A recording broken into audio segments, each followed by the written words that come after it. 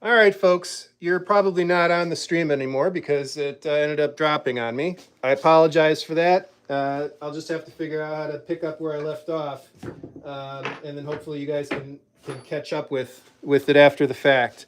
Um, I don't know if there's any way I can let people know that I'm on a different stream now. Hold on one second, folks. I'm gonna try to let everybody else know that I've moved on to a different stream.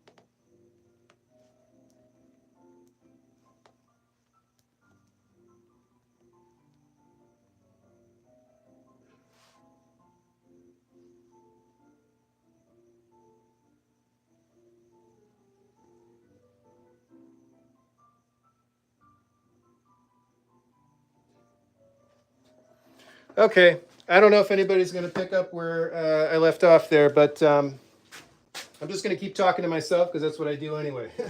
Okay, so what I was going to show you was basically the technique that I use to fit this shaft to a head. And if you remember on the previous stream, I had that much gap that I was trying to close. So what I would do, actually, I'll tell you what I used to do because this is where I made a mistake. So if you take a look at this, if you look at that, you would assume that maybe your friction that's keeping it from going to the shoulder is happening up here, but it's really happening down in here because if you look at, I don't know if you'll see that, but it closes pretty quick down there. And what's probably happening is that this is the part of the cone that's rubbing and keeping it from going all the way down. So if I do it slower, you can sort of see that. Right there, I'm starting to get tighter in this area. And then if I keep pushing, I can get closer. And if I really banged it on the ground, I could get it further. But this is the spot that needs to have some wood removed. So what I used to do was assume that this was hitting the end of the inside of the hosel, and I would just cut that. And then I'd try to set it, and then it still didn't do anything. It didn't work. So I realized that it's a more nuanced approach. And what I want to do is shave wood in this midsection and then do a lot of checking to see what kind of progress I'm making. So let's get you guys zoomed in. I see 2 people have joined this stream. Thanks for hanging with me, folks. Hopefully everyone else. I think we had 5 or 6 people on when I lost it. So what I'm going to do is take, this is a 4-in-1 rasp, and I'm taking the least abrasive side, and I'm just going all the way around. Oh, I can see, and now that I'm doing it, I just want to show you this real quick. See that? That's another reason. So you're just, when you make the hole that big, you're just diminishing its strength. And somebody actually posted on another video asking about this specific question, and this is why. This is what happens. You get too big of a pinhole there, and you just, the rest of the cone starts to deteriorate. But for our purposes, we're just going to go around.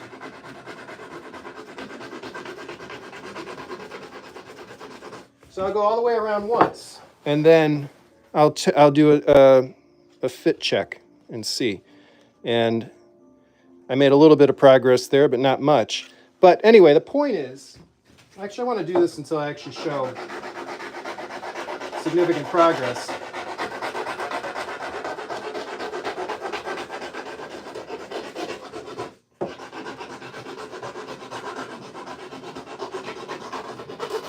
Now you can go too far too fast with this, so you want to be careful and you want to do this fit test frequently.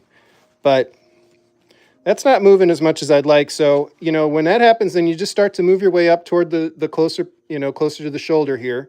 And, you know, this has some old epoxy on it, so that might be binding it up a little bit. But that's the technique. So take your time, go around once, test fit it, see how you're doing. Just kind of go around that way and take your time with it, because like I said, you can go too far too fast, and then you've got a cone that doesn't fit as tight as it should be. So that's how I would attack that. And also then, obviously, like I said, avoid another pinhole close to the original so that you don't have that situation. With the set that we're working on today, I don't have to do any of that. I'm probably gonna, I know I'm gonna keep all the shafts that are in there.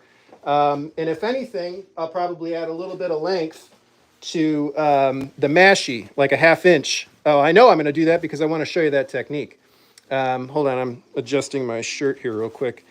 So, let's see. We've taken the heads off.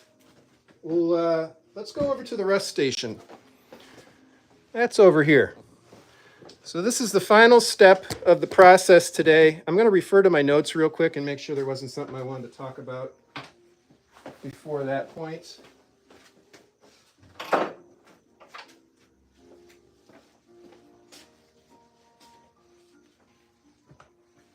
Yeah, I mean, I guess I could talk a little bit more about the process for selecting a new shaft, but I think what I covered is the most important stuff. You know, as you're, if you find, if you know what length of shaft that you want, then you do that process I just showed you, with taking a little bit of material off the cone until it fits nice and snug, and then you check it on your swing weight scale, and see how it balances out. And if that's the right shaft, then you can move forward with it. But a lot of that is just kind of trial and error of, you know, seeing if a shaft fits, if it doesn't fit as well. And so there's really not a lot more for me to show you with that part of the process. So I'm just going to jump into the rust removal stage now. We're going to bring the two heads that we've already got off. So these are the two majestic heads that we've removed today. I'll put the others in this in a second, but I want to show you, or actually off camera I'll be doing that. But I want to show you what I use. So rust removal. Let me get on camera again because there's a little bit more to talk about with this. A lot of different things that you could do to try to get rid of rust. Maybe not a lot, but enough that it warrants a conversation. Let's take a chair out here so I can sit comfortably.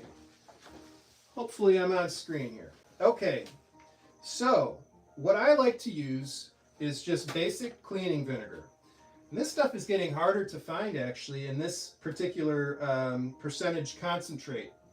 When you go to Home Depot or Lowe's, the cleaning vinegar that they have there is a lot more potent than this stuff is. This is actually from Home Depot, but it's, I think Home Depot's got this stuff and Lowe's doesn't have anything that's in this, you know, less concentrated formula. So I like this one. This is the basic cleaning vinegar that says it's ideal for use on stainless steel glass and floors. It says cleaning vinegar on it. I don't dilute it at all, but the thing is about that stuff from Lowe's is that you really do have to dilute it because it's some powerful stuff, and I wouldn't probably want to use it with golf clubs. So I use regular cleaning vinegar. A couple things here. So what I call, well, let's back up a little bit. Say you have a club that you don't want to remove the head, and maybe you use the Hazeltite that I showed you from Ross Snelling's, and so you're not taking the head off, which makes a vinegar dunk difficult. I'll show you a technique that I use to get around that in a second, but let's just say, for sake of argument, you don't want to take the head off, so you don't want to do this in full submersion in vinegar. A couple things you could do. One would be what I call the British method, and that's basically just taking, I would say probably 220 at the very most abrasive, but I would probably even go less, you know, abrasive than 220 sandpaper and water, and just scrub by hand the head as it's, you know, with it still on the shaft. You could also use steel wool with that method. I'd probably do 000 steel wool in water. And then it takes a ton of elbow grease, but then you can try to remove most of the surface rust without damaging the patina. So really all you're doing is getting rid of the easier to remove rust, surface rust, but it's still going to maintain its old look, you know, when you're done with that. And yeah, so you could do that process for the whole head and then be satisfied with that. You could, well, I guess that's the only way. Well, I'll just talk about the other method that I would do if I didn't want to take the head off. So this is the same bucket, you know, as this guy, but I just cut it so that I could stand the club. Let me grab a club real quick to show you. Use this guy. So you fill up. Well, actually, I got to do this. Show you this first. Let me make sure this is on the screen. So what I would do is take some electrical tape or duct tape and tape as close to the hosel as I can right here on the wooden shaft, exposing the metal, so that when it stands in the vinegar, your vinegar line comes up to there, but doesn't get the shaft wet, because you don't want to get the wood wet there. So then I just kind of prop it up in the bucket. I've got the line of vinegar up to the spot. Show you that. I'll pour vinegar in there till I get up to that spot, and then I'll let that sit for as long as I let it sit when it's just the head in the vinegar. And that works pretty well too. And then, you know, same process that I'm going to show you here in a second applies, where you just take some steel wool or a brass brush and you just scrub the rust off. But we're not working with this one right now. I have already put 3 heads into my vinegar bath. So I'm going to move this out of the way. Move that out of the way. Set these aside. I put some heads in here about 10:30 this morning, so it's been probably almost 5 hours at this point that these heads have been sitting in the vinegar, and that should be enough. We'll see. So I'm going to move this over here. By the way, I really like using these. This is a bucket that I got from lostgolfballs.com, and it works really well to just keep vinegar in like this. The key with the vinegar soak that I've seen is that you want to try to keep the clubs separated from one another so they're not laying on top of each other in the vinegar. And you want to make sure that they're completely submerged, because if you have a little bit of the head poking above the surface, you'll get a different kind of finish versus the side that's been submerged compared to the one that's not. I'm going to grab some gloves. I like to wear gloves when I'm dealing with the vinegar. You know, it's an acid, so I think it's probably just good practice. But I'm trying to be more safety conscious in the shop, wearing dust masks more often. I'm going to show you that here in a little bit with the process that you may not think you even need to use a dust mask. But anyway, let's dive into this and see how they look. So this one wasn't really that bad to start. This is going to be a 4-club Scottish set. That'll be on the site soon. But you can see I had some rust there. Like I said, this has been submerged for about 5 hours. So we'll see if it needs a longer period of time. But this is just a brass brush that I picked up at Harbor Freight. And I got a bunch of these for real cheap. And basically, if I can't get, how do I want to say this? This is the most that I'll do to try to remove rust. I used to try to really soak these for a long time and get rid of all the rust.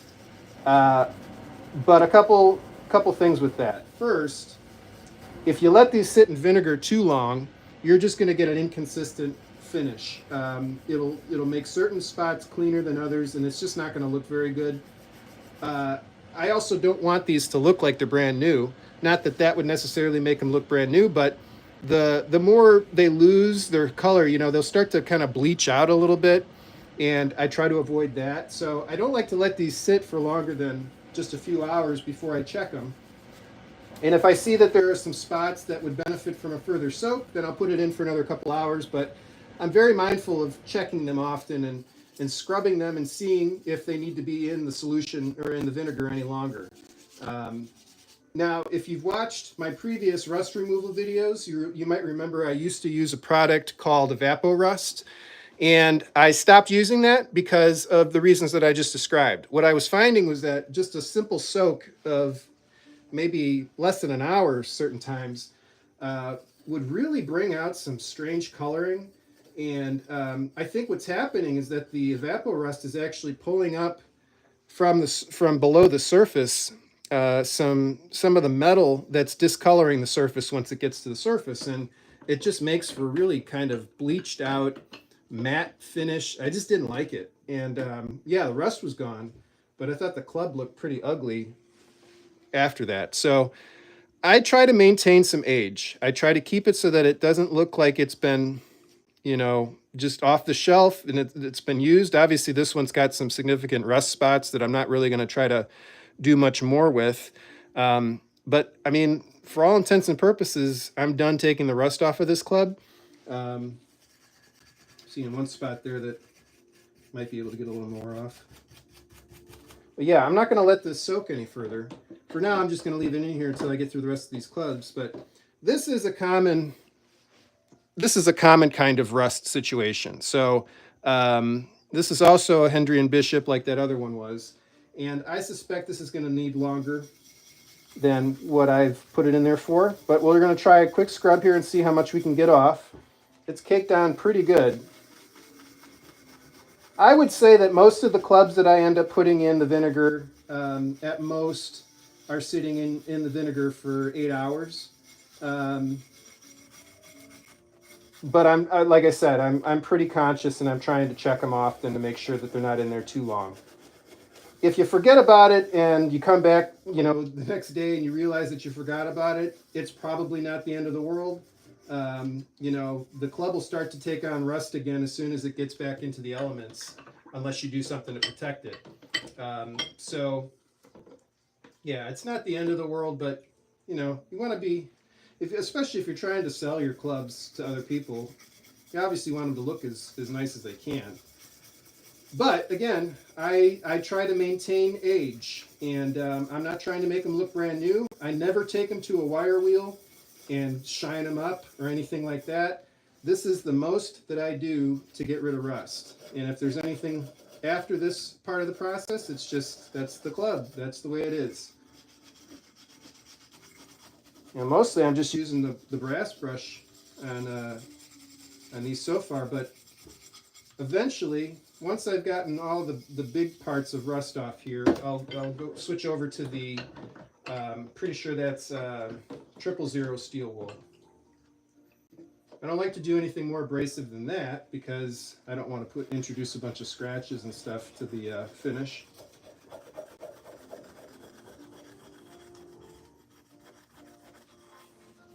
This one's got a couple spots that are just not going to come clean.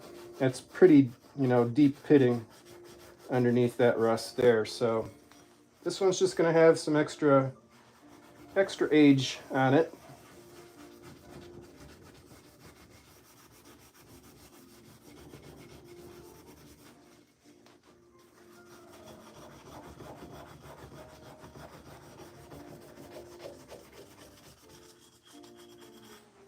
All right.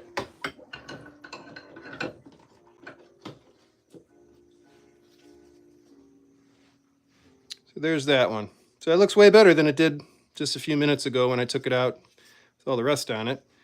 But there we go. So that's that one. Let's see what else I have in here. Ooh, yeah, there's a club in here. Let me take this one out real quick. There's a club in here that will help me answer a question I got early on in the previous live stream, which was, how do you handle a club where the shaft is broken off in the hosel, basically? And I'll show you what I would do with that in a second here. This is going to be a fun 4-club set. It's got some interesting Gibson clubs. This is a Gibson Deep Face Mashie. Look how thin that sole is. And also look how deep that face is. Pretty cool. Okay, let me dig around in here and find that club. Here it is. Nope. There it is. Okay, so this is a Croydon. And I don't know if you can see. Of course you can't. I can't even see in there. Trust me that there is shaft stuck in there. The situation with this club was that I couldn't find the hosel pin as long as I looked. This is like the most drastic example of a club where I just could not find the pin and I finally gave up on it. It was a shaft that was way too short, so I didn't need to keep the shaft. So what I ended up doing was cutting it at the hosel and then drilling out the interior of the shaft. It took a while. I think I used a 3/8 inch drill bit. So it was a pretty big drill bit, but you just carefully kind of bore through the wood.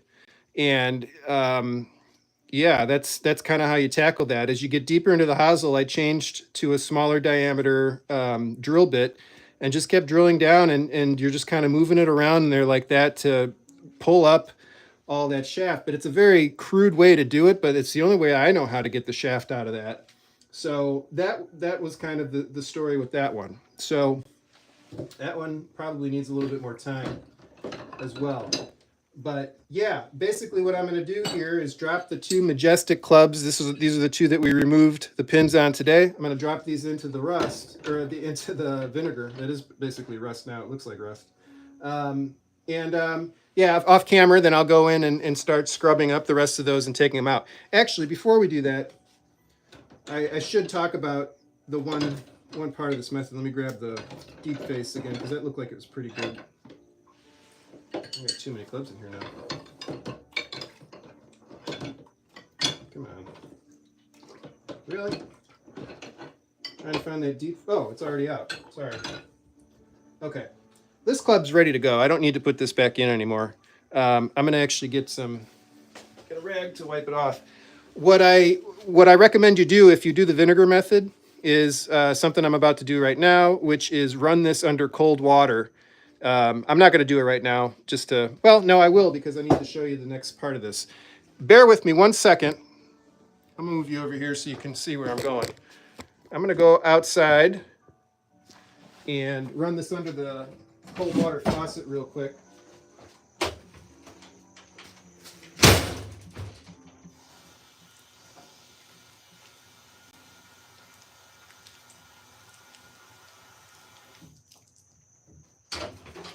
Okay. The reason you want to do that is so that you can deactivate the vinegar process.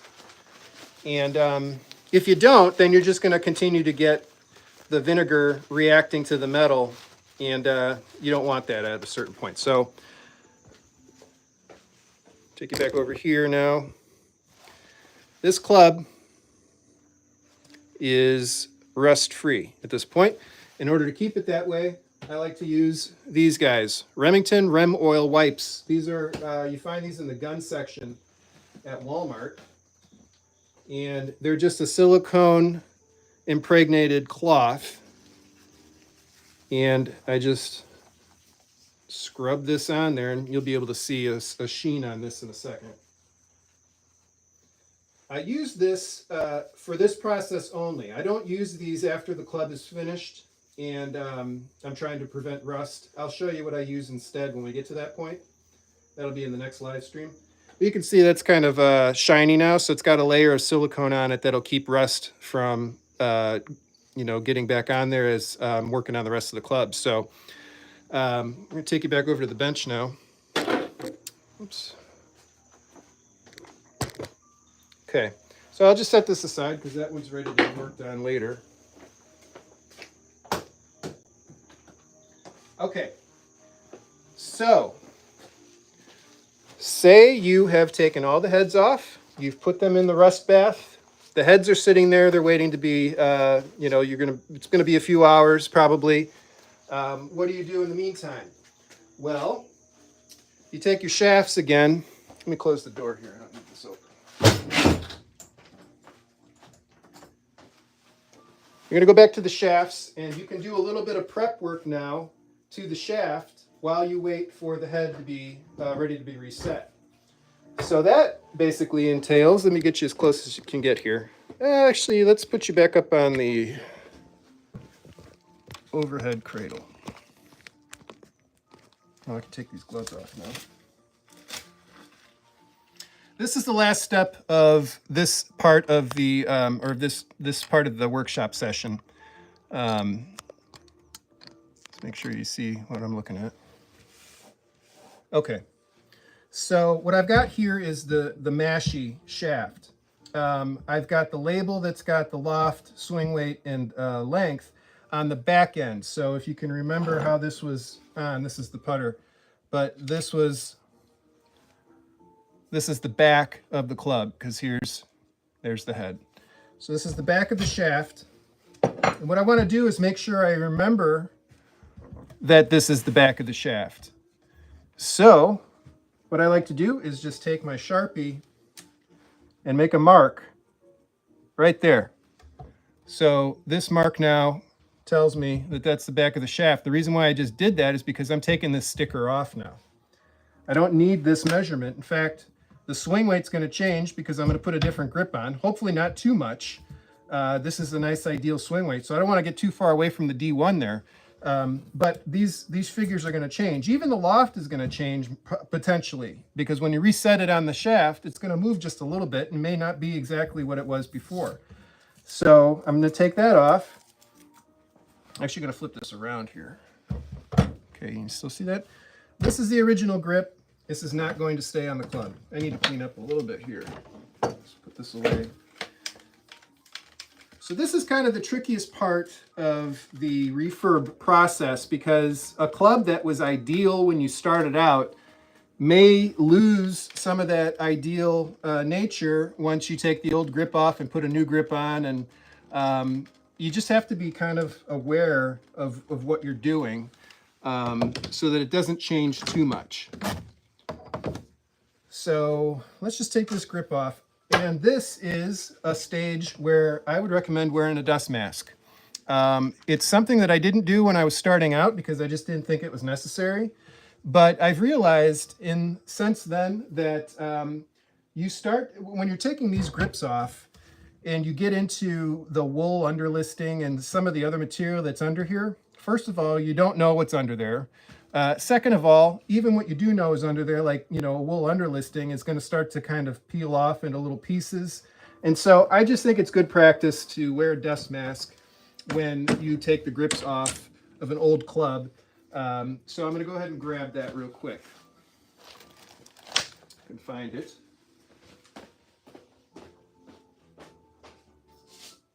Okay. And while I'm at it, I may as well just show you the dust mask that I like to use. This is an RZ mask. You can get these on Amazon. They have replaceable filters, and you can wash this part of the mask. So I like these a lot. They're comfortable. They've got filtration here, obviously both sides. And it's easy to put on, and it's pretty comfortable. So we're going to take the grip off now. I also recommend wearing gloves at this point because you never know when your glove might slip or when your knife might slip, and you're dealing with the tacks at this point.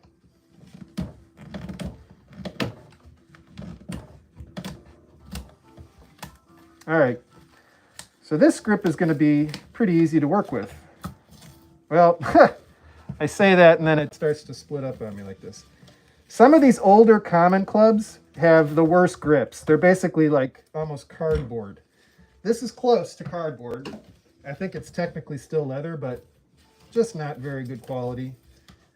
It's a common club, it wasn't made with the same kind of standard as, a really nice Tom Stewart.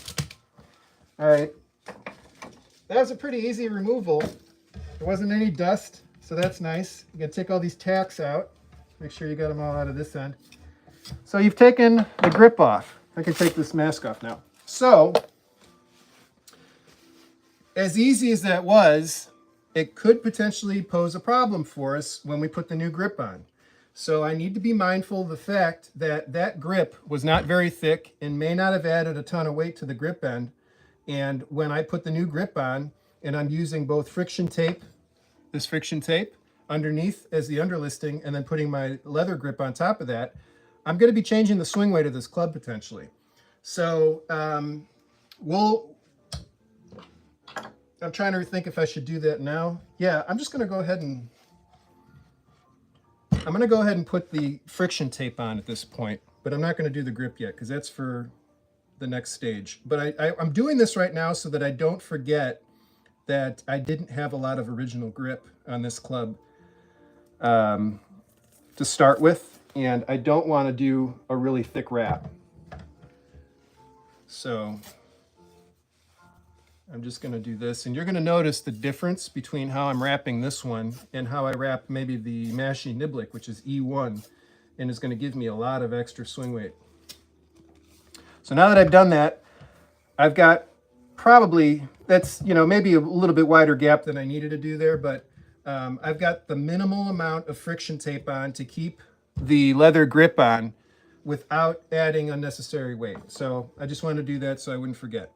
Okay, but the real step that we're talking about here is we've removed the grip.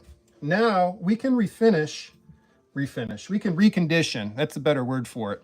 Recondition the shaft from here to here. We're not going to do anything with the grip end yet.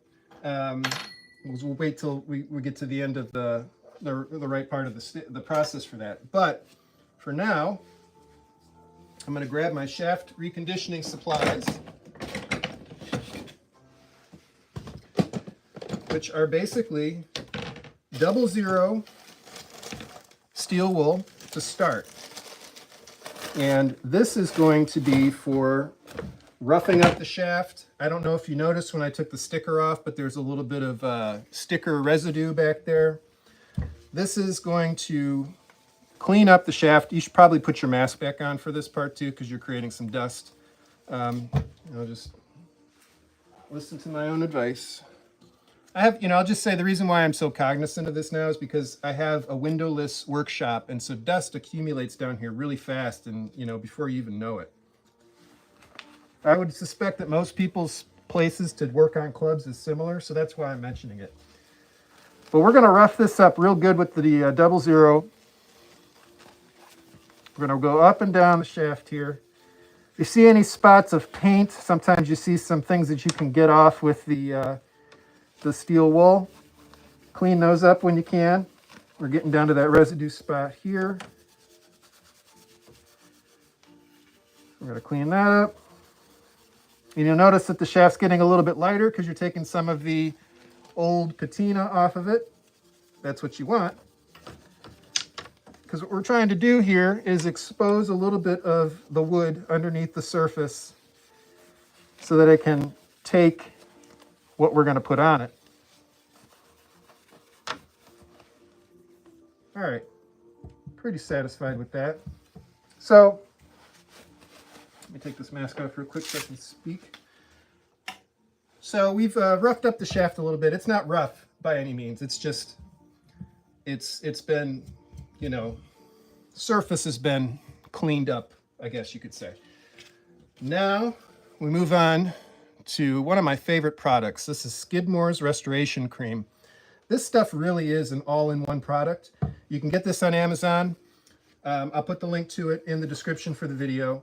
But I use this for so many different, 3 different parts of the process, which I think is incredible. If I had an original grip on here that I didn't want to replace, I could use this stuff to rejuvenate the leather. I'm going to use it right now to rejuvenate the wood. And then when the head is on the club, instead of using that rem oil, I use a layer of this on the head itself to give it some rust protectant.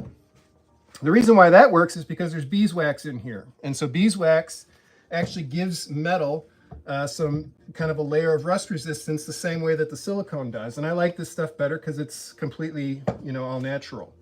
I'm using gloves for it because I just don't want to get it all over my hands. But it smells great. Your workshop smells good with it. That's what it looks like. So it's just kind of it's a cream. And I use 000 steel wool to apply it. And you can see instantaneously how much sheen you're getting out of the wood when you put this on here. Since I've already put the friction tape on, I don't need to wear this glove actually. I don't want to get the stuff on that, but I'm just going to kind of do this. You'll notice that it's getting a little dirty. It's actually picking up some of the dirt and grime that's on the shaft. And what you're going to see here in a moment when I use a paper towel to wipe off the excess is what I think is almost like a brand new looking shaft. Look at that. Hope that's coming through as well as it is here. But I mean, seriously, I mean, you saw what that looked like before. Now, that's what it looks like after one coat of Skidmore's restoration cream. So there's linseed oil in this, and there's beeswax, and probably some other proprietary stuff. But I'll bring up the linseed oil because there is a camp among hickory golfers that thinks linseed oil is a bad idea. All I can say to that is, from what I understand, it's what they used back in the day. All of the clubs that I've refurbished, I've used linseed oil in some capacity, whether it's in this or True Oil. I believe True Oil also has linseed oil in it. I might be wrong about that, but pretty sure it does. I have never had an issue. I think, I can't speak to why people have a problem with it, but I think part of it might be because they've restored a club with it and then broke a shaft and assumed that that was why. Possible, I have no idea. All I can say is that in my own experience, I've never had a shaft break because of that. I know exactly why the shafts that I've broken have broken, and it's always been because I've driven the club into the ground or hit a root or something like that. I suppose possibly by putting linseed oil on the shaft, I weakened it so that it broke in those instances, but I think that's unlikely. Again, I just kind of point to the fact that it's been a traditional material in golf club repair for a long time, and I just haven't had any issues with it. So take that for what it's worth, but Skidmore's has worked really well for me. It cleans up the shafts great. It keeps them nicely conditioned, and it's very easy to reapply. So basically, if you take what I tell people when they buy a set from me is, if you play in the rain, and it gets wet, just make sure that when you get back home, you dry it off, or you set the clubs outside of your bag so they can dry in the air. And then just do a quick kind of rub with the 00 steel wool to rough it up, but real quick, and then just put another coat of the Skidmore's on with 000, and then you're good to go again. So I played, we had practice round, or the first round. I think it was the first round of the Foxburg Gutty event this year. It rained a little bit. It didn't rain as much as I thought it would, but it was a little bit of drizzle. And I prepped all of the clubs that I played for that day, assuming it was really going to rain. And by prepping, it just meant I put a few coats of, I put one coat of Skidmore's on, but then I put several coats of shellac on top of that. And when we get to the final stage of finishing the clubs, I'll show you my shellac process. But the combination of this with shellac, I think, really protects the wood from moisture. And then putting that a little bit of Skidmore's on the head gives it a little bit of extra protection. And obviously, when you get home after a wet round, if you just wipe your heads clean and then, or dry, and then you could use the rem oil again if you wanted, or you could just do another coat of Skidmore's while the clubs are sitting in your house before you play again, and then just make sure you wipe off any excess. You should be good to go. So just wanted to show you that. And I'm looking at let me look at my notes here and see. I think that might cover everything that I wanted to show you in the end of what ended up being a two-part part one. So I think with that, I'll put you back on this guy, and I'll do a little closing part here. All right. Okay. I don't know about you folks, but I'm tired. I've been running around talking to myself. Well, actually talking to you guys, but yeah. I hope that was a good session. I feel bad that it got cut at a part where I was really starting to feel some, good momentum in what we were talking about, and I lost everybody that had been watching it, originally because of that break in the stream. But hopefully you guys caught up with it after I posted the new link, and I'll just have to refer people to watch this part of the stream for the end of part one. I guess, I shouldn't be surprised that nothing goes exactly how I hoped it would when I'm doing these things, because I'm relying on a lot of things that are out of my control. But yeah, hopefully you got out of it what I hoped you would. And in part two, which is technically now part three, of this process. We're going to reset the heads with epoxy. We're going to repin, and then we're going to regrip, and then do the final finishing stages, which include the shellac, and that's pretty much it. So I would say, we got the hard stuff done at this point. The pin removal, I think, is definitely the most intimidating part and the hardest part for a lot of beginners. And I'm hoping that you picked up something that maybe you didn't know to try.